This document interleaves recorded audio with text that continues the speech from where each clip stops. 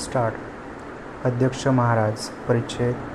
सन्माननीय सभासदांनी आज रोजी हा ठराव मांडून त्यावर भाषण करताना असे मुद्दाम सांगितले की हा ठराव मांडण्याच्या पाठीमागे कोणतेही राजकारण नाही.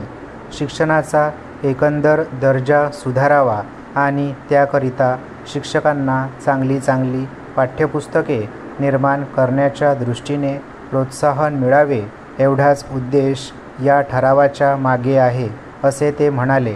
ठराव मांडण्याच्या पाठीमागचा हा जो हेतू त्यांनी सांगितला त्याच्याशी मी सहमत आहे, परंतु मला प्रामुख्याने एक गोष्ट या सभागृहाच्या निदर्शनास आणून द्यावयाची आहे की माध्यमिक शिक्षणासाठी पाठ्यपुस्तके निर्माण करीत असताना माध्यमिक शिक्षक आणि महाविद्यालयातील प्राध्यापक हीच मंडळी मुख्यत्वे करून त्या कामात भाग घेत असतात.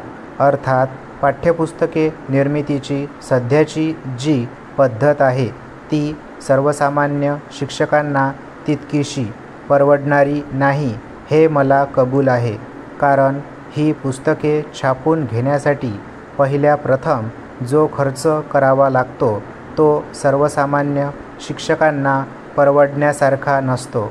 परंतु सन्माननीय सभासदांनी आपल्या ठरावात जी योजना सुचवली आहे तिच्यामध्ये देखील ही अडचण आहेच. तेव्हा त्यांच्या योजनेमुळे त्यांचा हेतू साध्य होईल असे मला काही वाटत नाही. त्यांच्या योजनेमुळे शासनावर काही प्रमाणात आर्थिक बोजा पडेल व शासन तो उचलण्यास कचरेल, अशी शंका त्यांनी आपल्या भाषणात व्यक्त केली. परंतु ही शंका त्यांना कोणत्या कारणामुळे आली हे मला तरी खरोखर समजत नाही.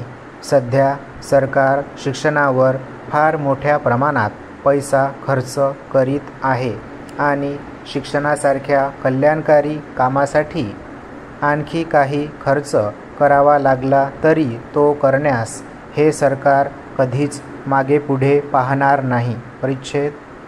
नामदार अर्थमंत्री माझ्या बाजूलाच बसले आहेत आणि ते माझ्या म्हणण्याला पुष्टी देत आहेत असे मला वाटते.